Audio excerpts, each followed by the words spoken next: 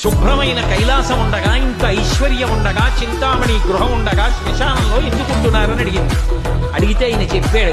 పార్వతి బతికున్న నాళ్ళు అన్ని చోట్లకి వెడతారు, ఏమీ తోచట్లేదు, శ్మశానానికి వెళ్ళొద్దామని ఎవరు రారు పార్వతి. నేనంతవాణ్ణంటాడు, పొరుగ్గా ఉన్నానంటాడు, చల్లగా ఉన్నానంటాడు, పండితుండంటాడు, పద్యాలు నాకు నోటికొచ్చంటాడు, ఉపన్యాసం చెప్పగలనంటాడు, నాకు పాటలొచ్చంటాడు, నేను నాట్యం చేస్తానంటాడు, నేను అధికారినంటాడు, నా దగ్గర డబ్బు ఉందంటాడు, నేను పాట పాడగలనంటాడు. ఇన్ని ఉన్నాయనుకున్న వాడిలోంచి ఊపిరి బయటికి వెళ్ళిపోయిన తరువాత వాడిని తీసుకెళ్లి 4 కొత్త కర్రల మీద పడుకోబెట్టి చాప చుట్టి తాడు కట్టి పైన నూలుబట్ట కప్పి తీసుకొచ్చి అన్నీ తీసేసి కర్రల మీద పడుకోబెట్టి కాల్చేస్తుంటే జీవుడు లేచి నిలబడి పుర్రె పగిలిపోయిన తరువాత కన్న కొడుకు కూడా స్నానం చేసి వెళ్ళిపోతుంటే చీకటి పడిపోయాక,